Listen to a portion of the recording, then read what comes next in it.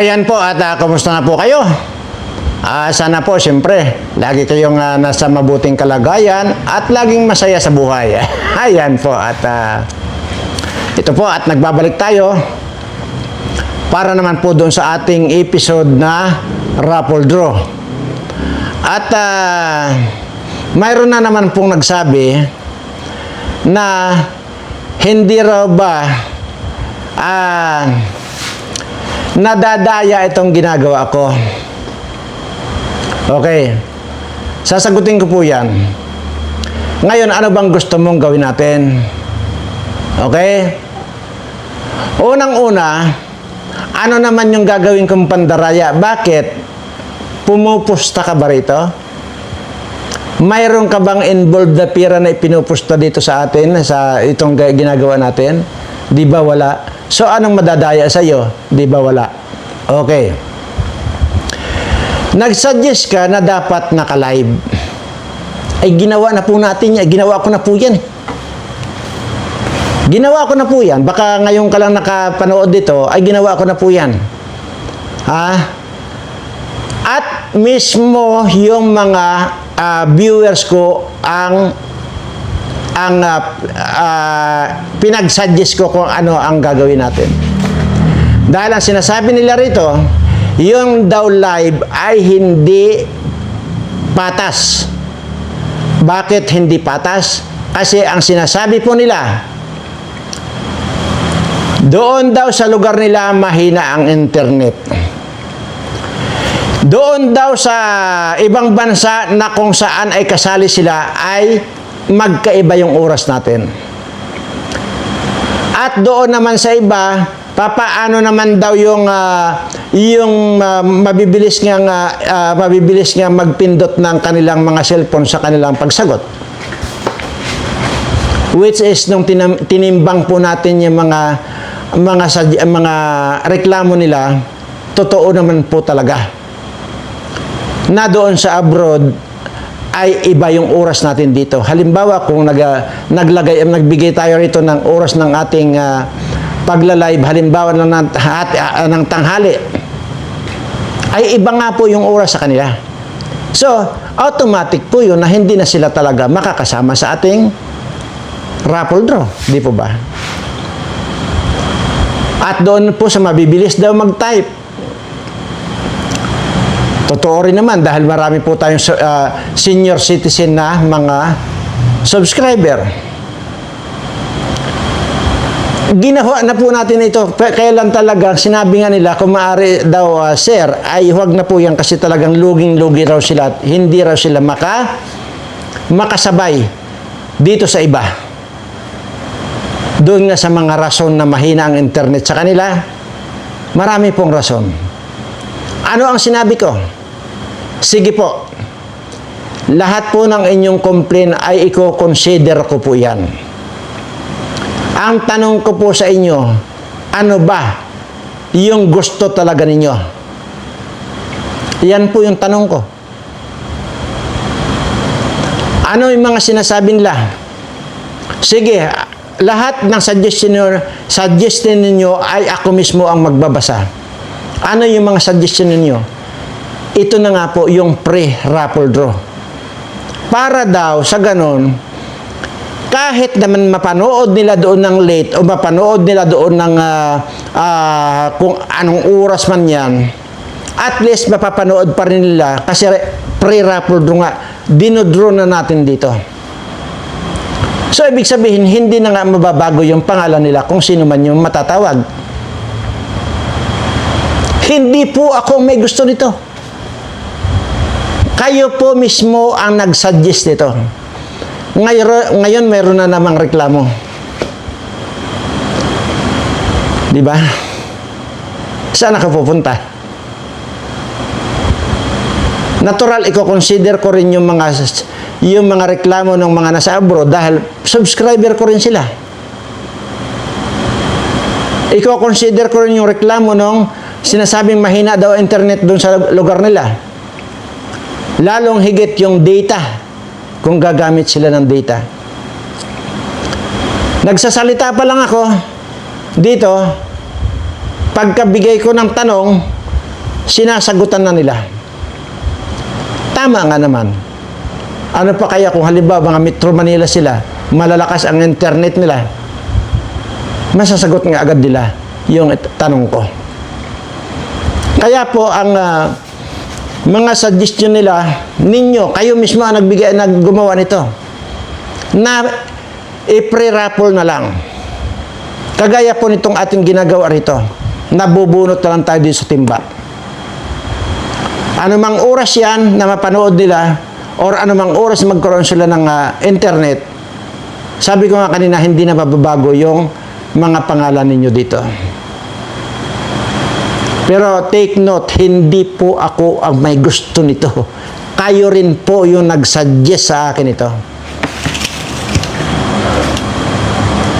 Tapos ngayon, wala daw ba daya ito? Sasagutin ko lang po ulit yung sinabi ko kanina. Bakit? Mayroon ka bang tinataya dito? At natalo ka na ba dito? Tumaya ka na ba rito na natalo ka at kinabig ko yung pira mo? Mayroon ba akong hinihingi sa inyo ultimong sintabos na para mapasali kayo rito? Sinabi ko ba sa inyo para mapalagay yung pangalan ninyo dito sa timba, magbayad kayo sa akin ng ganitong amount? Mayroon po bang ganon? Mayroon po bang hiningi ako ng pira para maisali yung pangalan nyo rito? Mayroon po ba? Hindi po ba lahat yan ay wala? So, papaano mo ngayon nasabi na baka raw may daya ito? Grabe mag-isip, ano?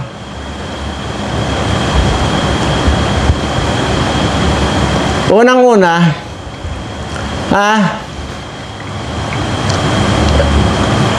kailan ba, yung nanalo na 500,000, yung nabunot na 500,000, nandiyan naman po yan eh. Gusto niyong mapuntahan? Pumunta kayo dito sa akin, sasamahan ko kayo. At ultimo nga, na yung personal na dinala doon ng tao ko, wala nga siyang binayaran pamasahe. Ibig sabihin ni Sintabos, wala siyang binayaran kundi kami nagbigay ng kalahating milyon na pinanalunan niya. Tapos sasabihin mong ganyan na may daya. Anong daya doon? Aber? Magkano na ba natalo sa iyo? At sasabihin mo na daya kita. Meron ba? Ang sinasabi ko lang po dito, maliwanag po yung sinasabi ko na kapag ka nag-subscribe kayo dito sa Jun Birana Vlogs at doon sa Birana Live Studio TV, screenshot ninyo yung katibayan na kayo ay nag-subscribe o nagpa-subscribe kayo, tapos isend nyo po sa Tarik Hasan Mirza na messenger. At kung hindi nyo po malaman ang spelling ng Tarik Hasan Mirza, hindi po ba't paulit-ulit na sinasabi ko dito, balikan nyo itong video na ito. Yung part 1 ang hanapin nyo, i-roll nyo pabalik, part 1, panoorin mo, nandoon ang detalye kung paano ka makasali dito. Pagka nag-send na kayo nung tama, doon sa Tarik Hasan Mirza, babasahin ng sekretary ko yun. Natural, magre-register doon yung pangalan mo. Yun ang ililista ng sekretary ko at siyang ilalagay dito sa timba. At ito na po yung ginagawa natin na binubunot lang po natin yan dito. Pagka mayroon tayong programa. Ayan. Pero mayroon ba ako sinabi, hoy, para mapasali kayo rito, magbayad kayo ng 100 pesos, 50 pesos, 25 pesos. Mayroon ba akong hinihinging pirang ganyan sa inyo? Kahit pa po, balikan ninyo lahat ng mga videos ko dyan. Never akong nanghingi kahit na sintabos. Katunayan, yung mga nagpapakulay-kulay pa dito, hindi ba't ginagawan ko ng content na sinasabi ko, huwag na huwag niyong gagawin ang mag-send sa akin yung mga pakulay-kulay na yan dahil hindi ko na kailangan ang pera. Di po ba? Kung mayroon po kayong makita sa video ko na nanghingi ako kahit na sintabos, bibigyan ko kayo ng 10 milyong piso. Ako ang magbibigay sa inyo ng 10 milyong piso. Yan po. Ang galing mo naman at nadaya ka pala. Kasi, baka naman pumunta ka doon sa mga barkada mo at doon ka nakipagtonghets, tapos natalo ka, tapos dito mo sa akin tatanungin kung baka may daya daw itong ginagawa ko. Baka naman pumunta ka doon sa kanto, nakipagkarakross ka, doon ka natalo. Tapos akong tatanungin mo. Grabe, no? Ito po yung mga taong mga kwan. Hindi lamang po, ito po yung sabi ko, wala pong kaasi-asenso itong mga taong ito. Wala po. Ang sinasabi ko po rito, pakiramdaman ninyo, obserbahan ninyo yung taong kaharap ninyo. Kung mayroon ba talaga siyang kakayanan na magbigay ng ganitong halaga. Ganun lang po kasimple. Kaysa sa magko-comment ka ng ganyan. Anyway, yun pong yun pong itinuro ko sa inyo na abukado, ha. Magkakwan po kayo, galiin nyo pong kung mahal man po yung abukado, ay kahit pa paano po ay kumain lang po kayo yung lalo na po sa mga probinsyano po. Marami po dyan tanim-tanim yung mga probinsyano eh. Sa probinsya, manghingi na lang po kayo. Kung dito naman kayo sa mga cities, ay paminsan-minsan po. Kahit kung hindi bang kayo makakain araw-araw, hati-hatiin nyo nga po yun. Basta lang at least araw-araw nakakain kayo. Hindi lamang po yun hindi lamang po yung pampakinis ng balat. Pampabata po yun. Kasi kung makinis yung balat mo, natural magmumukha kang bata. At isa pa, nakakapagpahaba ng buhay. Lalo na yung sinasabi ko po yung magtagbas kayo ng isang puno ng saging. Lagyan nyo ng balon sa gitna. Takpan nyo ng plastic para hindi madumihan. Kinabukasan, balikan nyo, may tubig na po yun. Dala kayo ng straw, sip-sipin ninyo yung tubig. Ganun ang ganun. Tapos kinabukasan ulit, may tubig, sip-sipin nyo pa rin po.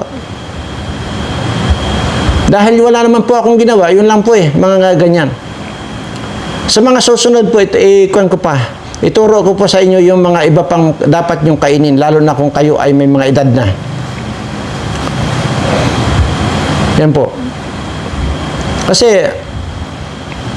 sinisingit-singit ko lang po yan dahil malilito na po yung YouTube niyan kung ano ba talaga itong programa ko. Magtuturo ba ng pampakinis ng mukha?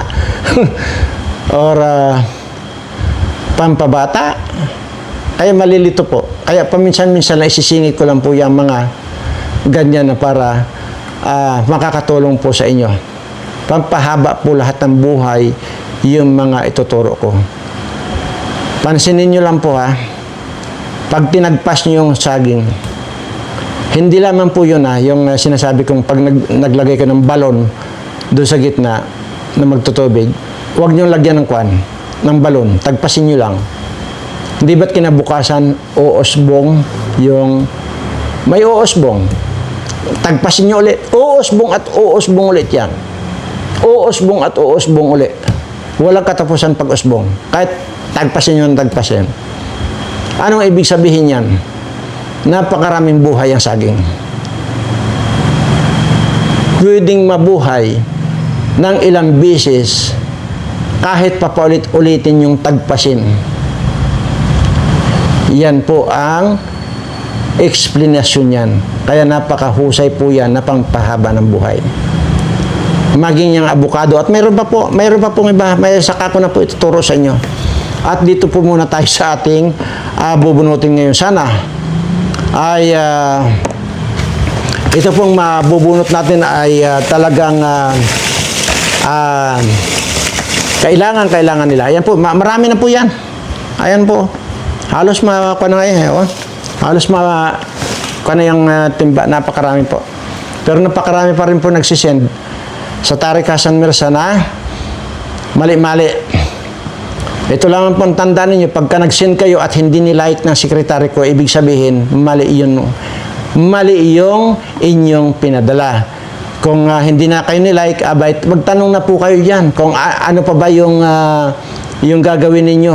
Ang sinasabi ka mo ni Mr. Birana, kailangan daw mag-subscribe ako tapos kitang-kita raw yung subscribe at saka yung bill sa tabi at i-screenshot daw yun.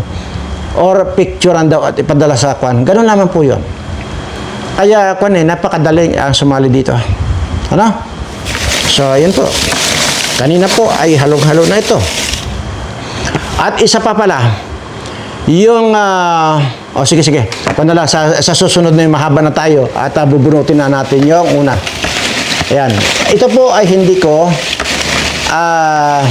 nakikita. Yan, hinahalo ko po yan. Nakatalikod po yung timba sa akin. Ano? Ayan. Bagamat hinalo ko na ito kanina, hinahalo pa rin po natin para makita niyo na hinahalo natin. Ito, tabunot na natin. Oy. Ito na.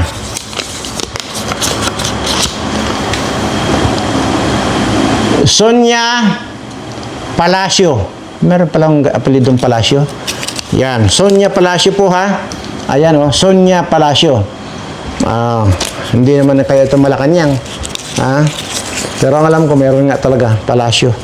Yan po, Sonia Palacio. Ayan po. So, ayan at sunod na po natin yung isa para matapos na tayo. Ayan. Okay.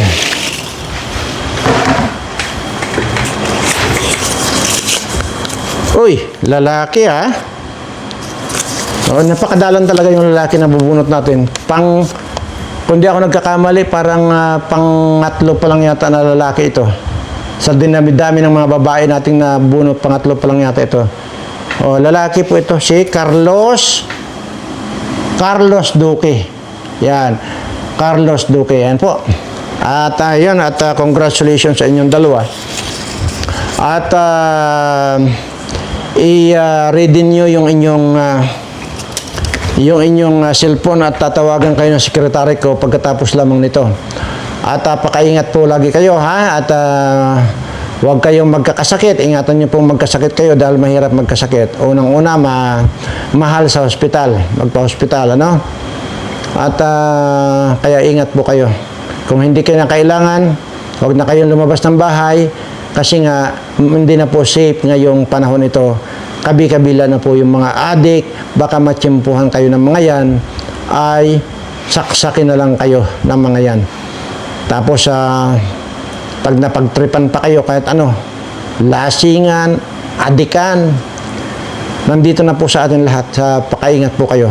Maraming salamat po at mahal na mahal ko po kayong lahat.